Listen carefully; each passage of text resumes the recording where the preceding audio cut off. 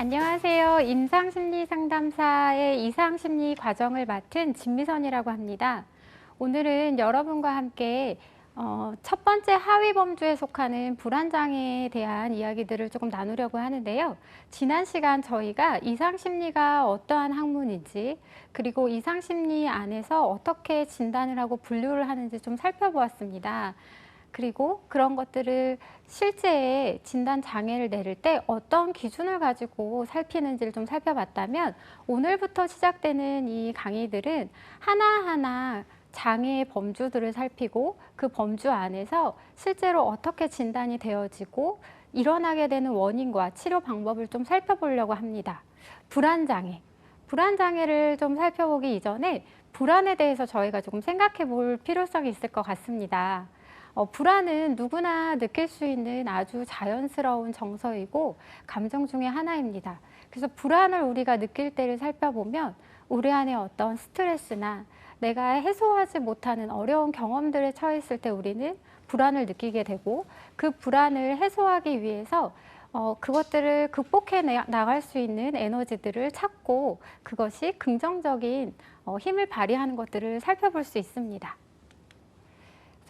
오늘 저와 함께 살펴볼 내용을 먼저 조금 살펴본다면, 불안과 관련된 장애에 대해서 좀 먼저 살펴보겠습니다. 주요 개념과 진단, 그리고 그 진단 방법에 대해서 어떻게 치료하고 이 장애가 생겨진 원인에 대한 것들을 좀 구체적으로 살펴보게 되고요.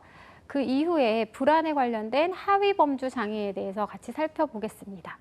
일반화된 불안장애부터 선택적 함구증에 이르기까지 다양한 범주 안에 들어간 불안장애의 하위 범주들이 어떤 형식으로 진단되어지고 분류되는지 살펴보겠습니다. 불안장애는 미래에 대한 병적인 불안과 현재 상황에 대한 과도한 공포로 인해서 일상생활에 장애를 일으키는 정신질환이라고도 할 수 있습니다. 아주 소심한 사람들이나 정신적으로 취약한 사람이 불안을 많이 느낀다라고 할 수도 있지만, 일반적으로 우리들도 불안을 다 느끼고 그 불안을 느끼지만 그것들을 극복해 나가면서 일상생활을 하게 되는데요. 실제 이러한 불안장애를 겪고 있는 분들은 그렇게 극복하거나 삶에 대해서 더 유지할 수 있는 힘이 약하기 때문에 장애로 발병되게 되고, 그것들이 진짜 삶에서는 어렵고 고통스러운 경험을 하게 되는 일들이 생깁니다. 그래서 일상생활을 유지하기가 어려울 정도로 불안과 공포가 심해진 상태를 우리는 불안장애라고 이야기를 합니다. 이러한 불안은 신체적 스트레스나 어떤 반응들, 신체적 반응뿐만 아니라 정서적 반응도 굉장히 정상적인 반응 중에 하나인데요. 정상적 불안은 이러한 두려움을 근거로 일어나지만, 우리가 지금 이상 심리에서 진단하고 있는 불안은 이 정상적 불안 범주에서 좀 넘어선, 그래서 중요한 생존 기능으로서의 역할만 하는 것이 아니라 오히려 삶을 조금 힘들게 하고 있는 장애의 범주로 불안을 좀 보고 있습니다.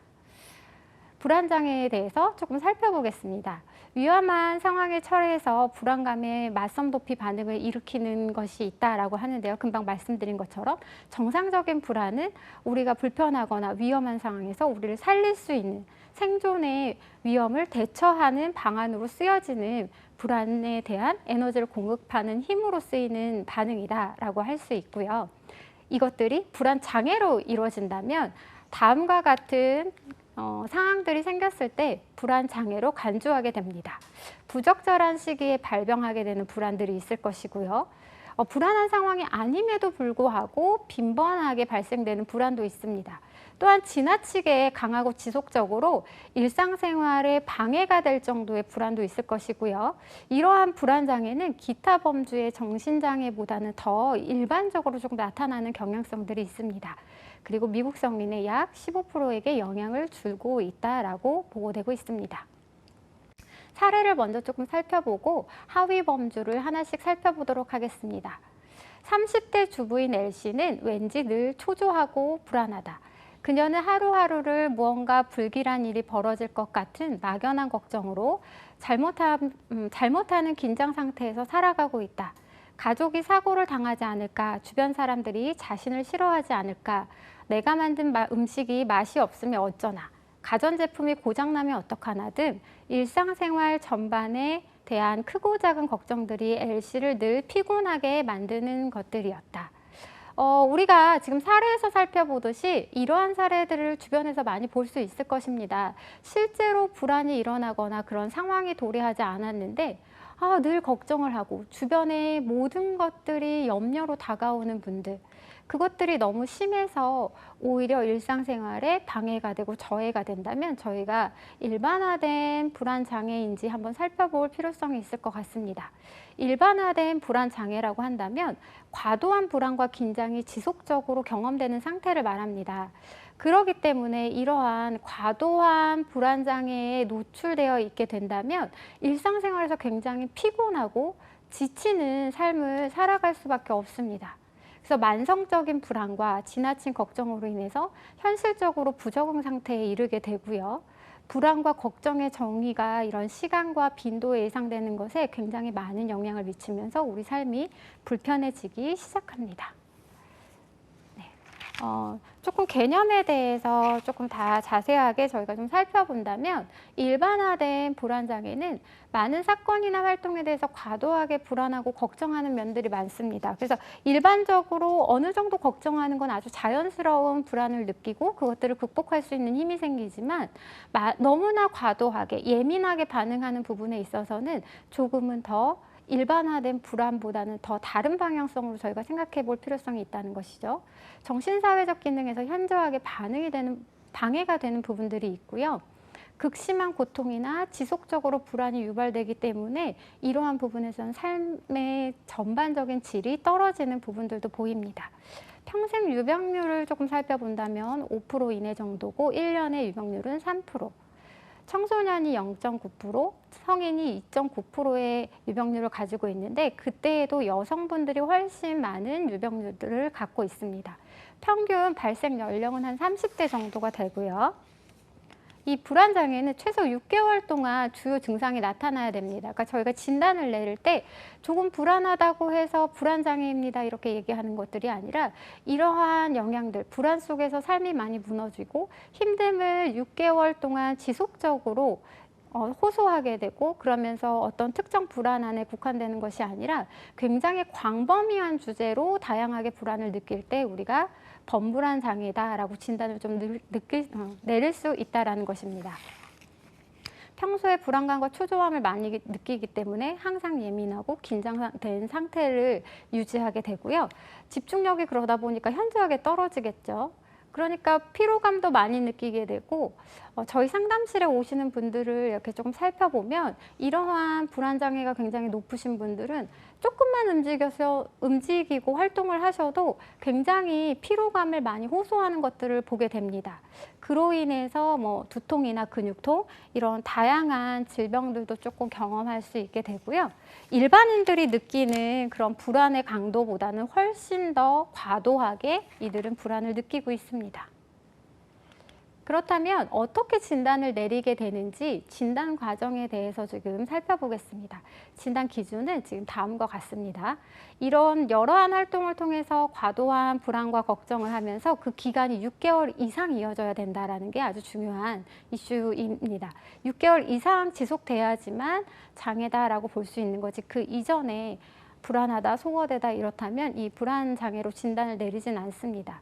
자기 스스로를 걱정하고 통제하는 것들이 조금 어렵다라고 느껴질 때 또는 불안이나 걱정 중에서 신체 증상이 이제 막 발현되면서 그게 사회나 또는 직업적으로 어떤 영향을 미치게 돼서 다른 기능을 못하게 돼서 고통이나 일상의 손상을 초래하게 될 때 저희가 불안장애다 진단을 내릴 수 있습니다. 이 지금은 보여지는 여러 가지의 6가지 증상 중에서 불안과 걱정에 대해서 3가지 이상의 증상이 연결되는 부분을 저희가 살펴야 될 것 같습니다. 아동의 경우는 1가지 이상 해당되는 경우가 불안장애다라고 볼 수 있다면 성인의 경우는 3가지 이상. 예를 든다면 불안장애로 진단을 받을 때 안절부절하지 못한다. 그리고 쉽게 피로해진다. 과민한 기분 상태를 가지고 있다. 근육이 긴장되고 있다. 이렇게 나에겐 4가지가 해당된다라고 한다면 범불안 장애 진단 가능성도 높다라는 것들을 저희가 살필 수 있겠죠. 그럼 이러한 불안장애가 왜 생기게 되는지 원인적인 것들을 저희가 조금 살펴보겠습니다. 진단을 앞서서 살펴보고 원인에 있어서 정신분석인 입장으로 조금 살펴본다면 불안을 통제하기 위한 방어 기제로서 사실은 불안이 작용하고 있는 것인데 그 방어되는 것들, 우리 내면의 무의식의 갈등이나 억압했던 것들이 충동적으로 올라오는 것들이 방어가 안 될 것 같은 두려움에서 불안이 생긴다라고 정신분석적인 입장에서 보고 있습니다. 그렇기 때문에 억압된 원초와의 충동이 강해져서 자아가 이를 통제하기 어려운 상태로 될 때 불안이 발생하게 되고 도덕적인 불안 안에서도 누군가로부터 이 충동을 표현했을 때 위협을 당할 것 같은 불안이 느껴질 때 불안이 더 증가되고 불안 장애로 발병될 수 있다라고 이야기를 하고 있습니다. 인지이론에서 살펴본다면 인지적으로 역기능적인 사고를 하거나 과도한 걱정 또는 비합리적인 신념을 통해서 사실 불안하지 않은데 불안을 야기하게 되는 경우들도 있게 되겠죠. 행동주의 입장에서는 그런 불안한 반응이 잘못 학습되었을 때 우리는 불안이 나타나고 있다라고 보는 부분들도 있고요. 회피이론에서 살펴본다면 신체적 불편감과 각성을 피하기 위해서 걱정으로 도피하는 행각을 하고 있으면서 불안이 일어나는 원인이 된다라고 이야기하고도 있습니다. 그렇다면 이러한 불안을 좀 어떻게 치료를 하느냐? 다양한 치료 방법이 있을 텐데요. 이런 일반화된 불안, 범불안 장애의 치료 방법은 먼저 약물 치료가 있습니다.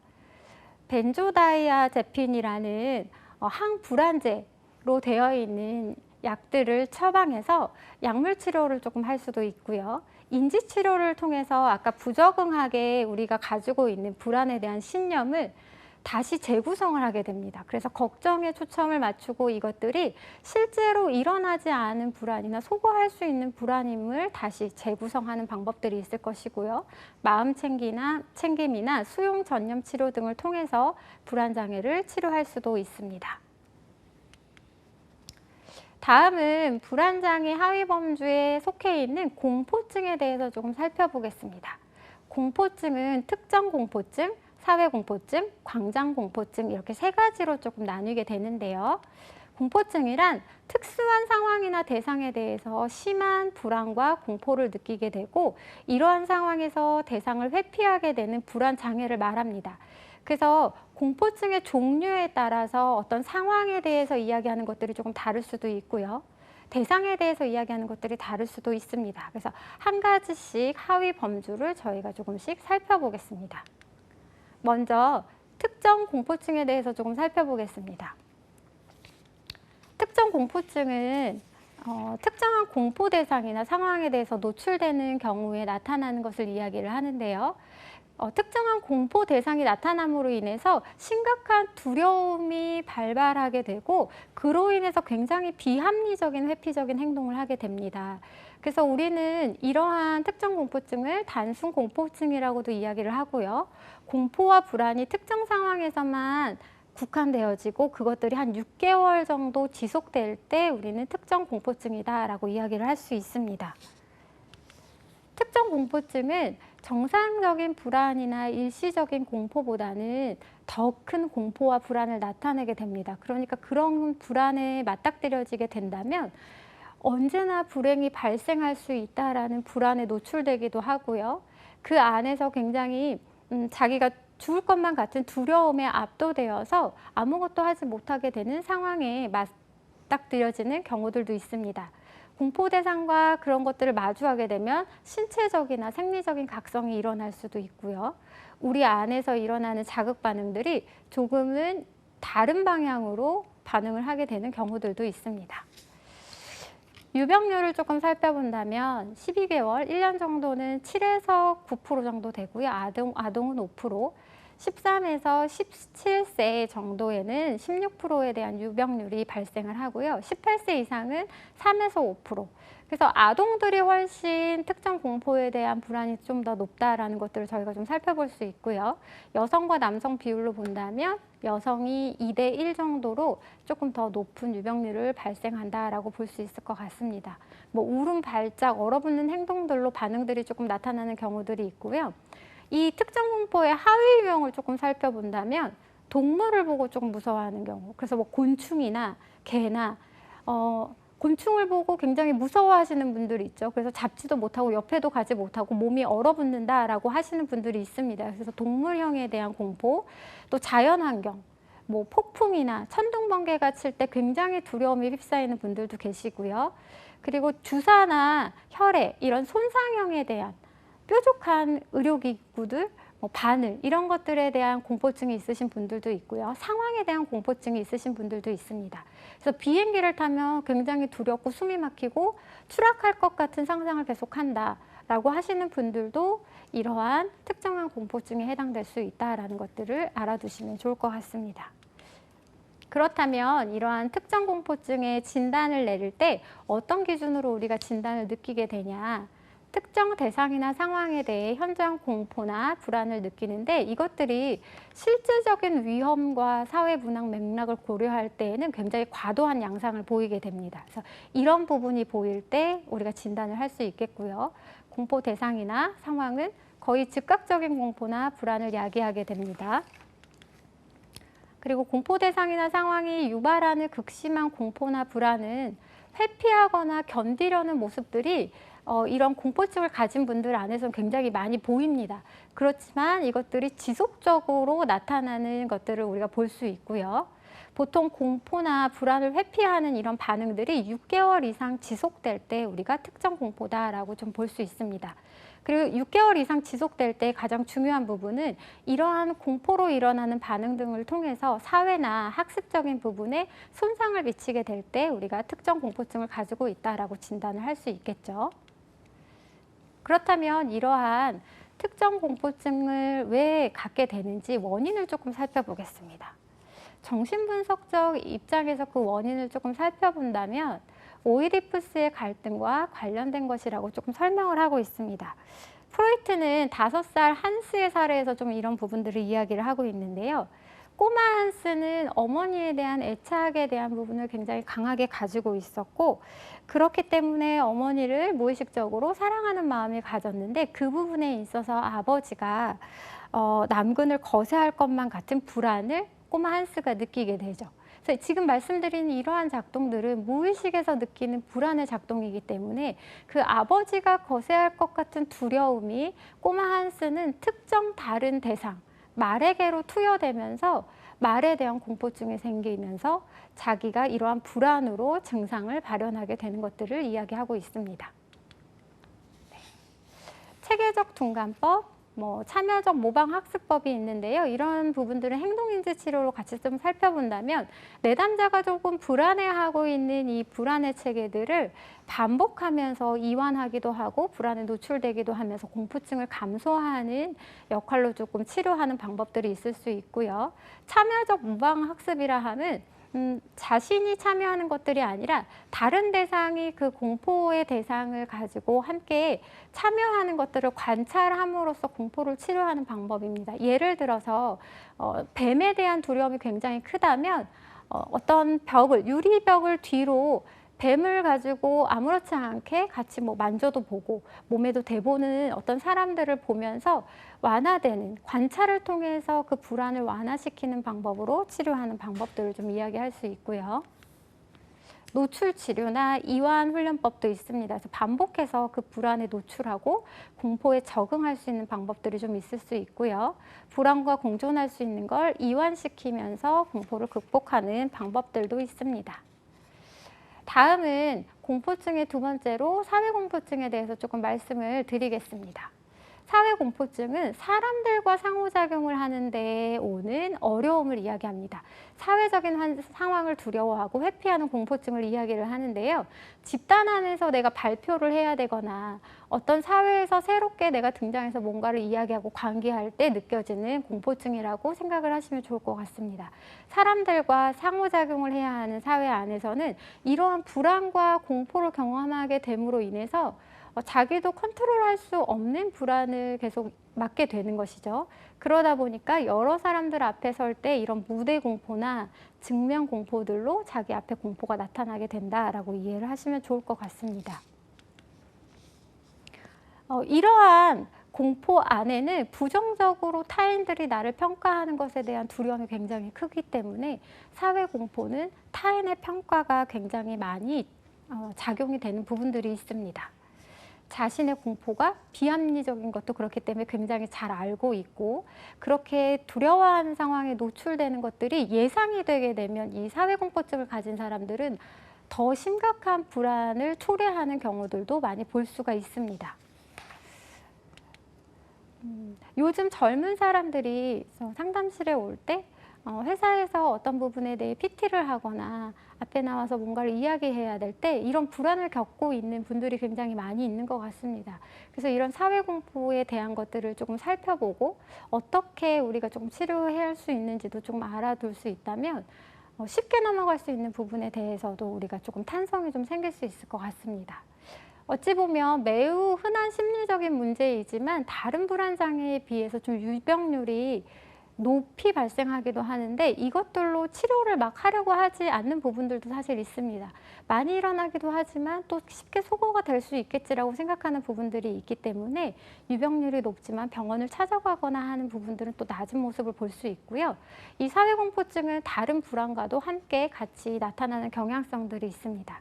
간혹 굉장히 사회공포증이 심한 부분들은 공황발작의 형태로 조금 이 증상이 드러나는 경우들도 있고요. 유병률은 약 7% 정도로 보고 있습니다. 사회공포증에 대해 진단 기준을 저희가 조금 살펴본다면 다음과 같습니다.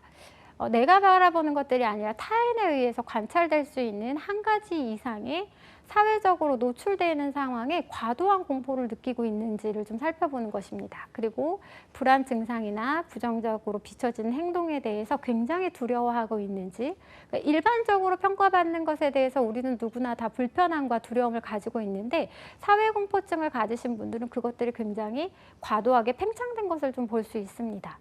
사회적 상황은 거의 항상 공포나 불안으로 야기되어지는 부분들도 있고, 그래서 그런 부분에 대해서 회피하거나 불안을 맹렬히 견디려고 오히려 애를 굉장히 쓰고 저항하는 모습들도 보여지기도 합니다. 그래서 이러한 불안, 공포, 회피가 보통 6개월 정도 지속돼야 되고, 앞서서도 말씀드린 것처럼 사회적으로나 직업적으로나 학습적으로 이러한 기능에서 손상이 이루어질 때 우리는 사회공포증이다라는 진단을 조금 내릴 수 있고요. 보통 느끼는 것들보다 실제로 위험을 과도하게 느끼는 양상이 보여지는 것 또한 사회공포증의 진단 요소 중에 하나입니다. 그렇다면 이러한 사회공포증이 왜 일어나게 되는지 또 다양한 입장으로 저희가 좀 살펴보겠습니다. 정신분석적 입장에서 좀 살펴본다면 무의식적 갈등이 사회적인 상황에 대치되는 것으로 좀 투사되게 되어서 내 안에 있는 갈등들이 저쪽 안으로 투사되어져서 이것 사회적 공포증으로 일어나게 되는 거죠. 그래서 내 불안이 타인에 대한 것으로 오인되게 되는 경우들도 있고요. 인지적 입장에서 본다면 사회적으로 자기에 대한 개념이 굉장히 부정적이거나 자존감이 조금 낮아져 있는 상태에서 자신이 타인에게 좋은 인상을 심어주지 못하면 어떻게 되려나 라는 이런 불안이나 자신에 대한 부정적인 신념들로 인해서 사회공포증이 발생한다라고도 볼 수 있습니다. 이러한 사회공포증은 약물 치료로 저희가 조금 치료를 한다면 SSRI라는 세로토닌 흡수를 제어제하는 항우울제와 벤조다이아제핀계 같은 항불안제를 통해서 조절을 하면서 공포증을 조금 소거할 수 있는 부분들이 있고요. 인지치료를 통해서 인지를 재구성하는 거죠. 내 안에 부정적인 사고와 자동적인 사고로 전환되어지는 것들 안에서 인식하고 있던 것에 오류가 생긴 것들을 다시 재수정하고 불안 상황에 직면을 하면서 그것들을 노출해서 이완하는 상태로 치료를 하는 것도 굉장히 효과가 있다라고 볼 수 있습니다. 이번에는 공포증의 마지막 공포를 이야기하고 있는 광장공포증에 대해서 조금 말씀을 드리겠습니다. 광장공포증은 앞서서 이야기했던 사회공포증은 관계에 대한 공포, 이 광장공포증은 특정한 장소에 대한 것들을 이야기합니다. 장소에 대한 것들도 있고 상황에 대한 것들도 있고 사람에 대한 것들이 있다면 이 광장공포는 공간, 상황, 특정한 장소에 내가 공포증을 느껴서 그 빠져나갈 수 없는 아주 극심한 고통과 어떠한 상황 안에서 빠져나갈 수 없는 아주 극심한 공포와 불안을 느끼게 되는 장애들을 이야기를 하고 있습니다. 그래서 공황 발작이 조금 유사한 증상으로 나타날까 봐 두려워하는 경우가 있다면 이를 피하기 위해서 다른 장소나 어디로 이동을 하게 되는 경우들도 있는데요. 그럴 때에 내가 도움을 받기가 조금 어렵거나 탈출 시도하기가 어려운 장소에서 이런 발작들이 일어날까 봐 굉장한 공포에 휩싸이게 되고 그 공포를 통해서 본인이 과도하게 움직이지도 못하고 숨도 못 쉬는 신체적인 어떤 변화도 느낄 수 있는 게 광장공포증의 하나입니다. 꼭 공황 발작이 일어나서 광장공포가 일어나는 것은 아니지만 어떤 특정한 상황이나 그러한 공간에 대한 공포를 갖고 있다라고 이해를 해주시면 더 좋을 것 같습니다. 그래서 이러한 광장공포증은 내 안에 갑자기 공포가 엄습해서 너무나 크게 내가 컨트롤할 수 없는 상황이 된다면 마치 죽거나 미칠 것 같은 두려움을 맞이하게 됩니다. 그래서 질식할 것 같기도 하고요. 숨을 못 쉴 것 같기도 하고요. 공황장애 있으신 분들도 숨을 못 쉴 것 같다, 답답하다, 죽을 것 같다라는 호소들을 많이 하시는데요. 그와 유사하게 어지러움증이나 구토 같은 신체적인 어떤 반응들도 같이 수반하게 됩니다. 그렇지만 이러한 광장공포증은 특정 장소나 상황 자체에 대한 공포가 아니라 어떤 공간에 맞닥뜨릴 수 있는 어떠한 불시의 상황에 대해서도 굉장히 큰 불안을 같이 느끼고 있다는 것들이 연결되어 있다고 생각해 주시면 좋을 것 같아요. 내가 여기를 가서 여기서만 그런 광장공포가 일어난다라는 것들이 아니라 내가 저 공간에 가면 이런 상황이 벌어질 것 같아 라는 우리 의식에서도 그 사건과 연결된 공포가 같이 우리를 엄습할 수 있다는 것들을 알아주시면 좋을 것 같고요. 이러한 공포증은 청소년과 성인은 1.7%의 유병률을 가지고 있습니다. 그래서 성인이 되었을 때 여성이 남성보다는 2배 정도 좀 높은 유병률을 좀 보여지게 되고요. 여성의 질병이다라고 이야기를 하는 부분들도 있습니다. 공황 발작을 포함한 광장공포증은 평균 17세 정도에 좀 많이 발병이 되는 것들을 보이고 있고요. 공황 발작, 장애 선행을 하지 않는 경우 갑작스럽게 공황 발작이 일어날 때는 조금 더 성인이 되었을 때 25세에서 29세 정도에 많이 나타나게 되고요. 지속적으로 만성적인 이런 광장공포증을 가지고 있을 때는 굉장히 극심한 불안장애나 우울장애도 같이 있을 수 있고요. 다양한 주요 장애 외에도 여러 가지 장애로 연결되어서 불안뿐만 아니라 다른 장애도 같이 일어날 수 있다는 것이죠. 그렇다면 이러한 광장공포증은 어떻게 진단을 할 수 있냐? 다음 보여지는 상황 안에서 2가지 이상의 것들을 우리가 나타나게 된다면 그로 인해서 공포나 불안이 나타나게 된다면 광장공포증이다라고 볼 수 있습니다. 먼저 교통수단을 이용하는 상황이나 개방된 공간에 있는 상황 안에서도 우리가 불안을 느낄 때, 또 폐쇄된 공간 안에 있을 때 엘리베이터나 또 어떤 작은 방에 내가 혼자 있거나 이럴 때 느껴지는 불안, 줄을 서 있거나 군중 속에 있을 때에도 이 광장공포증은 같이 느껴질 수 있습니다. 또한 집에 혼자 있는 상황 안에서도 갑자기 극심한 공포가 나를 엄습했을 때 오는 어떤 발작이나 상황들이 일어난다면 광장공포증이다라고 말씀을 할 수 있을 것 같고요.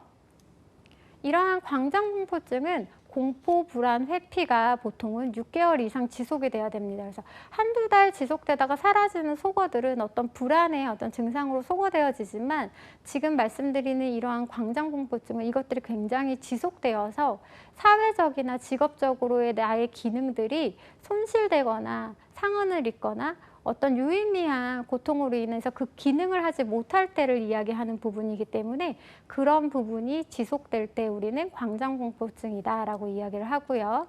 이 공포의 불안은 그 상황과 맥락을 고려했을 때 이도 마찬가지로 그 정도의 위험한 상황은 아니지만 실제 광장공포증을 겪고 있는 환자의 입장에서는 굉장히 과도한 불안과 공포를 느끼고 있는 양상이 보여지기도 합니다. 광장공포 유발 상황을 피하려다가 오히려 동반자를 필요로 하거나 공부나 이런 것들을 하면서 공포증을 좀 소거하려고 다른 공포증들도 마찬가지지만 굉장히 애를 쓰고 견디는 모습도 지속적으로 보여지는 게 광장공포증의 특징입니다. 그리고 이 광장공포증은 꼭 공황 발작이 일어나고 공황장애가 일어나야지만 일어나는 것은 아닙니다. 그래서 공황장애 유무와 관계없이 광장공포증이 있을 수도 있다라는 것들도 염두에 두시는 것이 중요할 것 같습니다. 이러한 광장공포증의 원인을 조금 살펴본다면 정신분석적인 이론으로 조금 접근을 했을 때는 여성의 장애라고도 이야기를 합니다. 무의식 안에서 여성이 광장뿐만 아니라 만나는 어느 장소에서 만나는 많은 남성들과의 성관계를 맺고 싶은 어떤 충동적인 욕망을 억제하지 못할 것 같은 두려움에서 나오는 공포증이다라는 이야기를 하고요. 대상관계 입장에서 본다면 어린아이가 엄마와 이별을 한 뒤에 분리불안으로 그 상실에 대한 불안감으로 해석되어지는 요인들도 있습니다. 인지행동 이론으로 조금 살펴본다면 공포에 대한 공포, 그래서 공포에 관련된 어떤 감각들을 체감한 다음에 그 체감된 공포를 더 공포스럽게 느껴질 때에 이런 광장공포증이 좀 생기고 있다라고도 보고 있는 부분들이 있고요. 불안을 유발하는 선행된 사건에 대해서 오해석할 때, 그래서 불안을 유발했던 어떤 사건이 전혀 불안하지 않은 사건임에도 불구하고 그 불안을 야기됐던 것들이 굉장히 과해석되거나 잘못 해석되게 되면 광장공포의 원인이 되기도 한다라고 이야기하고 있습니다. 인지행동적인 치료적인 관점으로 본다면 인지행동적인 치료를 저희가 조금 살펴볼 수 있을 텐데요. 이러한 광장공포증의 치료에서는 잘못된 인지들을 조금은 다시 수정을 하고 이것들이 신체 감각과 인지 감각을 통해서 너무 민감해져 있던 부분을 조금 둔화시키는 필요가 있는 그런 행동 치료를 같이 하는 게 효과가 있다라고 볼 수 있고요. 이완요법, 호흡에 관련된 요법 등을 통해서 치료를 할 수 있다라고도 볼 수 있습니다. 약물 치료는 앞서서 말씀드린 같은 약물제에 대해서 SSRI와 같은 항우울제, 그래서 세라토닌의 흡수를 제억제하는 그런 약물을 투여해서 불안을 조금 소거하는 방법들이 있고요. 이런 약물 치료로 인해서 증상이 조금 호전되려면 일반적으로는 한 8개월에서 12개월 좀 약물 치료를 유지하는 것이 좋다라고도 할 수 있습니다. 다음은 사례를 먼저 조금 한번 살펴보겠습니다. 우리가 요즘에 매스컴이나 여러 가지 방송을 통해서 공황장애라는 이야기를 많이 듣게 되는데요. 지금 공황장애에 대한 사례를 하나 조금 살펴보고 공황장애가 어떤 것인지 조금 더 구체적으로 알아보도록 하겠습니다. 매사에 장걱정이 많은 회사원 K씨는 요즘 자신의 신체적 건강에 대한 과도한 걱정으로 업무에 도저히 집중할 수가 없었다. 3개월 전 그는 상사와 심한 말다툼을 한 뒤 폭음을 하고 잠자리에 든 적이 있었는데 그때 자신의 심장이 평소와 달리 불규칙적으로 뛰고 있음을 지각하였다. 그가 심장 박동에 주의를 기울이자 심장은 더 강하고 불규칙하게 뛰었으며 가슴에 통증까지 느꼈다. 극도로 불안해진 K씨는 구급차를 불러 병원으로 갔으나 신체 검사 결과 특이한 이상을 발견하지 못했다. 그러나 그 후로 거의 매일 밤 심장 박동이 이상하게 느껴지고 며칠 전에 집에 돌아오는 버스 안에서는 호흡곤란과 함께 심장의 통증을 일으키면서 이러다가 죽는 거 아닌가 하는 극심한 불안에 휩싸이기도 했다. 위와 같은 사례에서 본다면 사실은 시작했을 때 어느 시점은 상사와의 어떤 말다툼으로 인해서 자신 안에 불안이 생기게 되고 그 불안이 갑자기 과도하게 몰리게 되면서 심장이 멈출 것만 같은 굉장히 큰 불안으로 휩싸이고 있는 것들을 조금 볼 수 있습니다. 공황장애는 우리가 예기치 못한 강렬한 불안을 맞이했을 때 그것들과 대면했을 때 공황 발작이 반복적으로 일어나서 생명을 위협할 수 있는 만큼의 공포를 느끼게 되는 장애를 이야기를 합니다. 그래서 예기치 못한 불안으로 인해서 심장이 계속 이렇게 압박감을 느낀다던가 숨을 못 쉴 것 같고 호흡이 곤란할 것 같은 앞의 사례처럼 어떤 상황에 내가 맞닥뜨려졌을 때 그것들을 핸들링할 수 없는 상황에 놓이게 되죠. 그래서 발작이 없는 중간 시기에 공황 발작이 다시 일어날 것만 같은 불안이 계속 내 안에서 엄습하기 때문에 계속적인 걱정과 더불어서 공황 발작에 대한 결과에 대한 근심을 계속 할 수밖에 없는 장애가 공황 장애다라고 말씀을 드릴 수 있을 것 같습니다. 이러한 공황 장애는 1980년대에 미국의 정신의학회 타코스타라는 의사에 의해서 먼저 질병으로 규정이 되었습니다.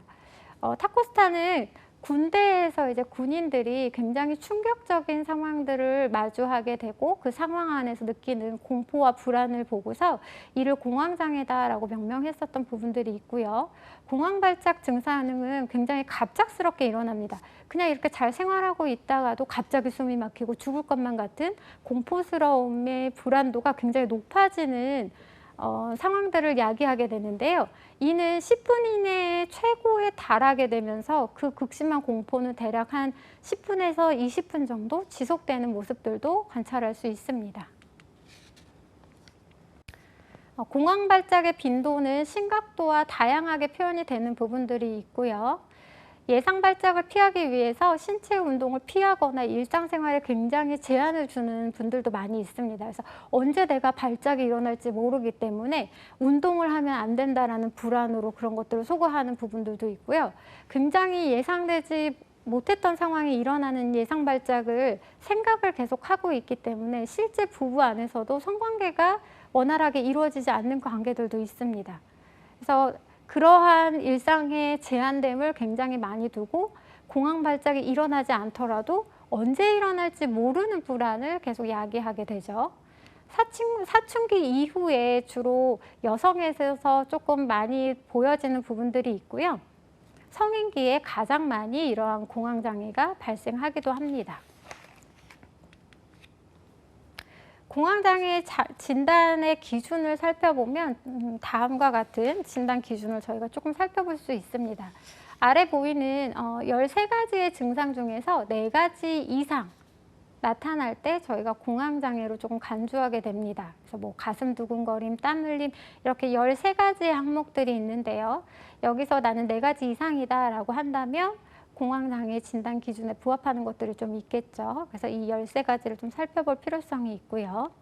그리고 두 번째, 최소 1회 이상의 발작 이후에 1개월 이상 그리고 다음 중에 이 2가지 하위에 있는 이 영역이 나타나는 양상이 있어야 공황장애로 진단을 합니다.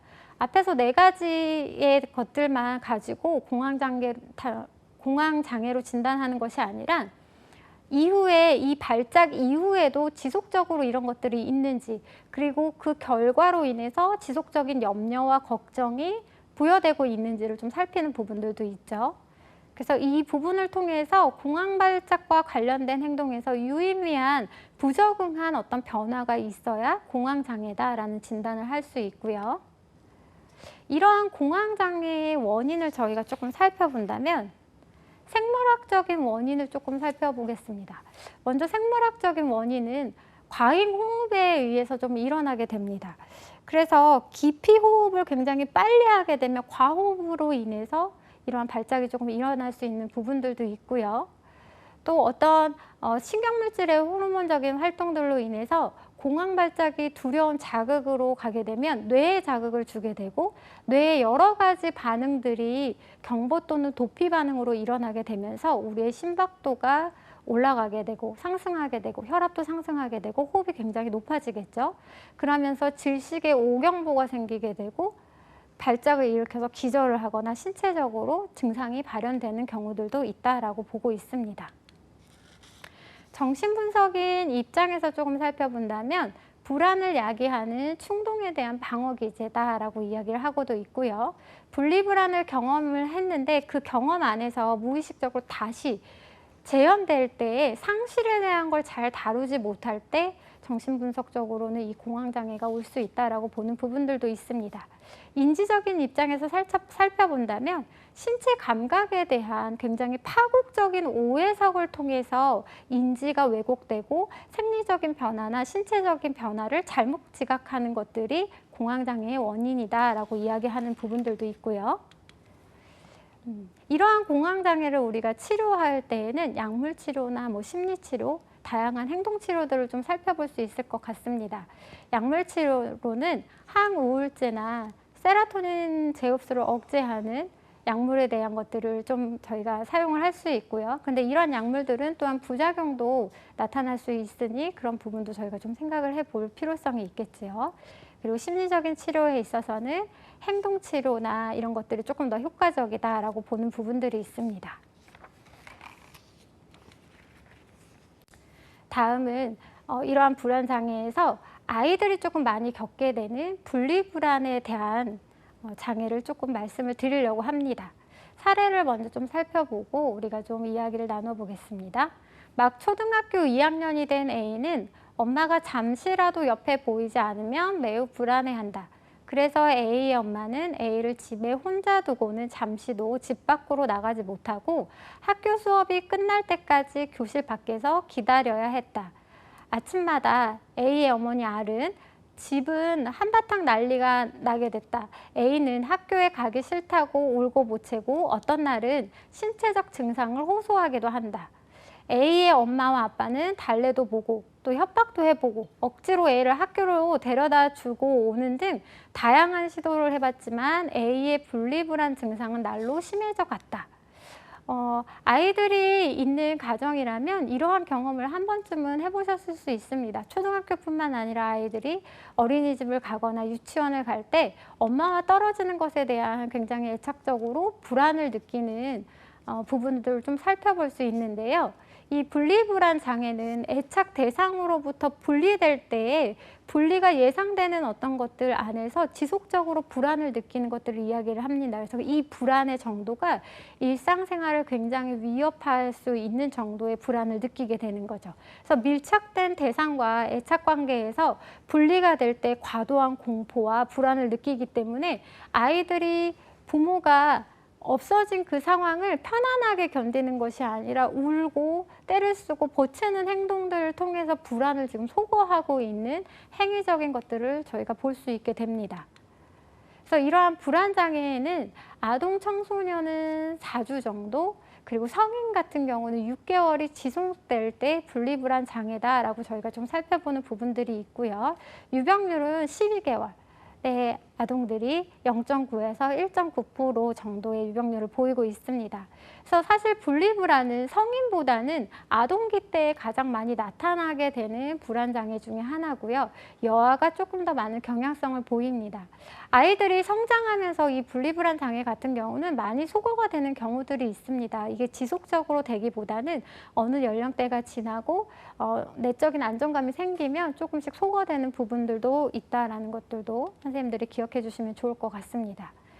다음은 이 분리불안 장애를 진단할 때 저희가 기준을 조금 살펴보면 최소한 3가지 이상이 조금 나타나야 되는 부분들이 있습니다.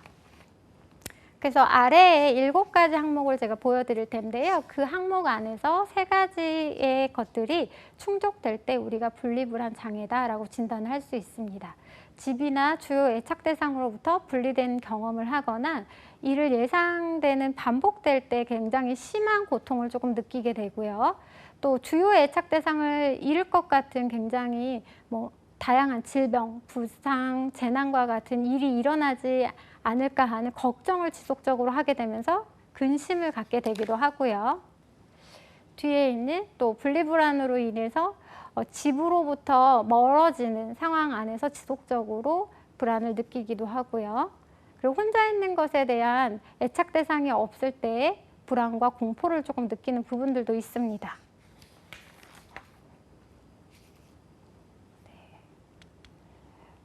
이러한 분리불안은 큰 항목 안에서는 아까 1번에서 나왔던 항목 중에 3가지 이상이 나올 때 분리불안 장애라고 좀 살펴볼 수 있고요.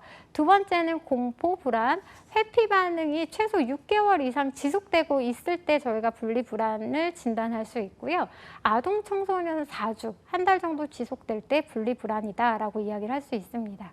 또한 이도 마찬가지로 사회적이나 과업적, 직업적으로 여러 가지 영향 안에서 고통을 주고 손상을 줘서 그 일들이 지속적으로 이루어지지 못하는 상황을 초래해야지만 분리불안 장애다라고 저희가 진단을 내리는 것들도 있습니다. 이러한 분리불안 장애의 원인을 조금 살펴본다면요. 부모님의 적절한 양육 행동이나 태도들이 사실은 이 분리불안의 가장 큰 원인이라고 할 수 있습니다. 너무 과잉되게 보호하거나 아이의 독립성이나 의존성을 약화시킨 경우는 아이는 분리되고 불안될 때 굉장한 불안을 느끼고 자기의 손상을 입는, 자기 정서에 손상을 입게 되는 것들이 크게 오기 때문에 부모와 떨어지는 것에 대한 불안감을 굉장히 과도하게 느끼게 됩니다. 아동의 유전적인 기질에도 이러한 분리불안을 유발하게 되는 요인들이 좀 있게 되고요. 인지행동적인 입장에서는 애착 대상에 대해서 인지적으로 조금 왜곡되게 생각을 하고 있을 때 이러한 분리불안이 일어나게 된다라고 이야기도 하고 있습니다. 그렇다면 이런 분리불안 장애 치료를 좀 살펴본다면 인지적으로 불안을 야기하는 상황에서 아동에게 떠오르는 비이성적인 사고를 조금은 더 수정을 해서 그 불안이 소거될 수 있는 방향으로 조금 이야기를 해주고요. 분리를 목표로 긍정적인 강화요법을 조금 쓸 수 있는 것도 방법이 될 수 있다라고 할 수 있습니다. 불안장애의 이 분리불안은 또 심리적 치료로 다양한 자존감과 사회 기술에 대한 것들을 좀 살필 수도 있고요. 약물 치료로는 세로토닌을 억제하는 SSRI나 항불안, 항우울제를 사용할 수 있다는 것도 알아두시면 좋을 것 같습니다. 불안장애의 하위 범주 중에 이제 가장 제일 마지막 선택적 함구증에 대해서 조금 살펴보겠습니다. 선택적 함구증은 어떠한 특정 상황에서만 다른 사람에게 전혀 이야기를 하지 않는 함구하는 장애를 가지고 있는 것인데요. 이럴 때는 언어적으로 기능이 떨어지거나 말을 못하는 것은 아닙니다. 자기가 편안하거나 안정된 상황에서는 굉장히 언어적으로 발현도 잘하고 이야기도 잘합니다. 그렇기 때문에 이런 부분에 있어서 특정적인 증상들을 조금 바를 수 있습니다. 아이가 낯가림을 하거나 조금은 어색해하거나 상황에 대해서 수줍어한다고 생각하는 경우들이 부모들은 이 선택적 함구증을 맞이할 때 처음 받아들이게 되는 경향성들이기 때문에 수줍어서 아이가 말을 안 한다라고 생각을 하게 되는 때도 있는데요. 실제로 이러한 선택적 함구증은 수줍어서 말을 안 하게 되는 것이 아니라 다른 반응, 불안에 대한 어떤 다른 반응 때문에 말을 안 하게 되는 것이고요. 수줍어서 말을 안 하게 되는 아이들은 상황이 편해지면 굉장히 자기가 주도적으로 자기의 것들을 잘 영위하는 친구들이 많이 있습니다. 이러한 선택적 함구증은 친구를 사귀거나 학습하는 데 또한 어떤 문제들을 조금 가지고 올 수 있는, 야기할 수 있는 부분들도 있고요. 정상적인 언어 능력을 갖추고 있지만 먼저 말을 하지는 않습니다. 그렇기 때문에 사회 불안이 높고 말하기를 조금 거부하고 상호적으로 상호작용을 하는데 조금 어려움이 있습니다. 이러한 함구증을 가지고 있을 때에는 당황스러운 상황이나 자기가 핸들링하지 못한 상황에 대한 불안과 공포가 굉장히 크고요. 고립되고 위축되는 반응들도 굉장히 큽니다. 그리고 사소한 어떤 반응 안에서는 조금은 반항적인 태도를 취하는 모습들도 보여지기도 합니다. 유병률은 0.03에서 1% 정도 되고요. 5세 이전에 발병하는 가능성이 많고요. 사회공포증이 동반되어서 선택적 함구증이 나타나는 경우들도 있는데요. 이럴 때는 사회공포증만 남게 되는 경우들도 있습니다. 이러한 증상은 적어도 1개월 이상 유지될 때 선택적 함구증이다라고 저희가 진단을 하는 부분들도 있습니다. 진단 기준을 살펴보면 다음과 같습니다. 다른 상황에서 말을 할 수 있는데 특정 상황에서 말을 하지 않을 때, 또 장애가 있는 것들이 아니고 의사소통이 잘 안 되는 것들이 아니고 그냥 말을 하지 않는 것들, 그리고 이런 것들이 적어도 1개월은 지속돼야 된다라는 것도 좀 살필 수 있고요. 말을 하지 못하는 이유가 사회에서 요구되는 언어나 지식이 없다라는 것들이 굉장히 중요한 포인트입니다. 그래서 언어에 대한 불편과 관계가 없어야 됩니다. 실제로 편안하고 집에서는 굉장히 말을 잘하기 때문에 본인이 선택해서 어느 상황 안에서만 이야기를 하지 않는 것입니다. 그래서 장애가 말더듬과 같은 의사소통 장애로 설명이 되지 않는 것이 선택적 함구증이 될 것이고요. 발달 장애나 다른 장애들로 발생되지 않아야 된다라는 것들도 기억해 두셔야 할 부분입니다. 이 원인을 조금 살펴본다면 정신분석적인 이론에서는 구강기에 지나친 억압, 그래서 이 아이가 구강기에 쾌락을 느끼고 만족을 느끼면서 입으로 탐색하는 것들이 많았어야 되는데 그런 부분에서 굉장히 억압과 의존을 하게 되는 부분들이 생기게 되고 그로 인해서 버림받지 않았나 하는 이러한 공포심을 느끼게 되면서 관계가 형성될 때 선택적 함구증이 생길 수 있다라고 보는 부분들도 있고요. 외상론으로 살펴본다면 아동이 어릴 때 신체적으로 학대를 당하거나 성학대를 당하는 것들이 외상성 함구로 연결되는 부분이다라고도 볼 수 있습니다. 부모의 폭력이나 그런 과도한 가정 안에서 일어나는 학대들이 그리고 그런 학대들이 이과 관련된 얼굴 주변으로 일어날 때 외상과도 관계가 있다라고 좀 살펴볼 수 있고요. 가족의 정신병리 안에서는 가족들 상호 간의 불신감으로 인해서 일어나는 여러 가지 불화나 우울감, 사회적 고립, 의존성도 살펴볼 수 있는 부분들입니다. 그리고 신경발달적인 부분들에 있어서는 이러한 집단 안에서 대화장애가 조금 생길 수도 있고 유뇨증이나 유분증 같은 배설장애로도 보여지는 것들이 좀 있다라고 합니다. 선택적 함구증의 원인이 이제 생물학적으로 조금 살펴본다면 염색체 이상에 대한 보고들도 조금 나오고 있습니다. 1997년 18번 염색체에 의한 소고 이상이다라는 소견들도 조금 살펴볼 수 있고요. 이러한 함구증을 치료할 때에는 행동치료나 심리치료, 약물치료, 가족치료가 적합하다라고 좀 볼 수 있을 것 같습니다.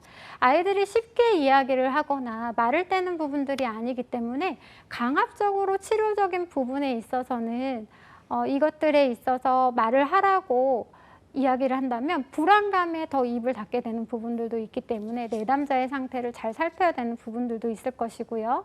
약물 치료로는 우울제와 항우울제를 통해서 이러한 선택적 함구증이 조금 소거되는 부분들도 발견할 수 있습니다.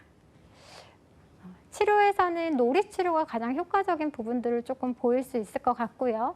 말하도록 강요하지 않고 놀이를 표현하면서 아이들이 함께 이야기를 할 수 있게 돕는 것들, 그리고 형제나 또래 간의 상호작용을 통해서 같이 자연스럽게 이야기를 할 수 있게 유도하는 것도 좋은 방법이다라고 보고가 되어진 부분들이 있습니다. 인지적인 치료에 있어서는 그런 행동하고 이런 인지들이 자기의 틀을 가지고 있는 것들이 아니라 자신의 행동을 변화시키는 쪽으로 치료 방안들을 모색하면서 배울 때 안정적으로 치료가 이루어진다라는 것들도 좀 살펴볼 수 있을 것 같고요. 행동 수정에 대해서 자기 모델링을 조금 해보는 것도 좋은 방법 중에 하나입니다. 그래서 교사가 관련 질문을 던지고 그거에 대답하지 않는, 반응하지 않는 아동을 녹화를 해서 두 번째 단계에 아동이 말하는 사람들과 함께 이것들을 좀 보는 거죠. 그러면서 행동에 따라서 어떻게 자신이 반응하고 있는지 실질적으로 보면서 자기 모델링을 하는 방법들이다라고 할 수 있습니다. 그래서 이런 치료는 둔감법이나 자극약화법 같은 다양한 인지행동 치료 방법들이 있을 수 있고요.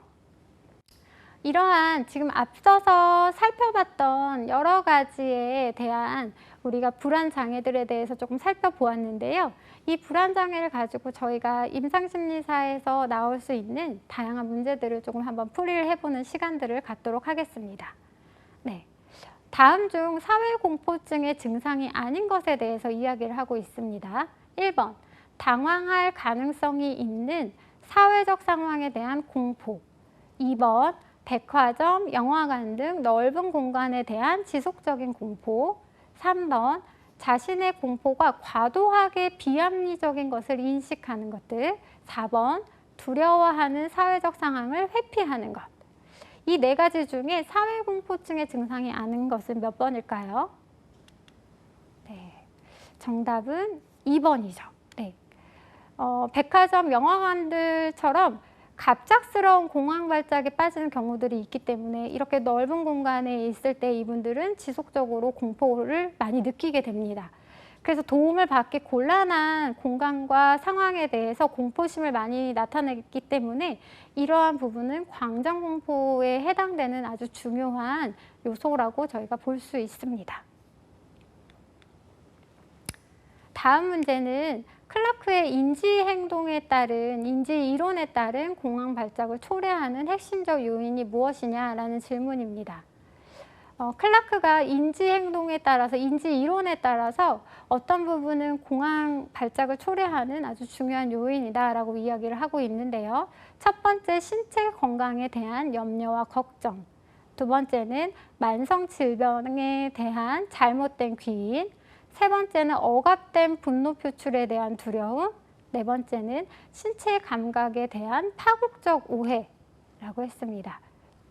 정답은 4번입니다. 네, 클라크는 공황장애를 가진 사람들이 인지 과정을 통해서 이런 다양한 연구들을 했을 때 신체 감각에 대해서 파국적으로 오해석을 하고 있는 사실들에 굉장히 주목하게 됐습니다. 그래서 자기가 느끼는 자극과 신체에 대한 어떤 부분들이 오해석되어지고 있고 인지적으로 오류를 범해서 오히려 공황 발작을 일으키면서 파국적으로 자기를 몰고 가는 것들을 보면서 신체 감각에 대한 파국적인 오해를 가지고 있다라는 것들로 좀 주목하게 되었던 것 같습니다. 그래서 정답은 4번 신체 감각에 대한 파국적 오해다라고 말씀을 드릴 수 있을 것 같습니다. 지금까지 이 불안장애에 대해서 일반화된 불안장애, 특정공포증, 사회공포증, 그리고 광장공포증, 그리고 공황장애, 우리가 많이 이야기하고 있는 이 공황장애, 분리불안장애, 선택적 함구증이라는 하위 범주에 대한 장애들도 같이 살펴보았습니다. 이 불안장애가 어떻게 일어나고 있고 또 어떠한 의미로서 진단을 하고 있는지, 내가 그냥 불안을 조금 느끼고 있다라고 생각해서 그냥 이건 이런 불안장애다, 범불안장애다라고 명명하는 것들이 아니라 하위 기준에 대한 분류가 얼마나 중요한지를 또한 살펴볼 수 있는 시간이 되었고요. 이를 통해서 이 불안장애의 원인과 그리고 그것들을 어떠한 치료 방법으로 접근을 해야 되는지도 함께 살펴볼 수 있었던 시간이었습니다. 저희가 다음 시간에는 강박장애에 대해서 함께 이야기를 나누려고 합니다. 강박장애도 마찬가지로 강박이 어떠한 주요 개념을 가지고 있으며 그 과정 안에서 어떠한 하위 범주의 장애들을 좀 갖고 있는지, 그리고 그런 것들이 우리는 어떻게 원인으로 보고 있는지, 치료의 과정을 어떻게 두어서 치료를 효과적으로 할 수 있는지를 살펴보도록 하겠습니다. 이상심리 과정을 강의한 진미선이었습니다. 감사합니다.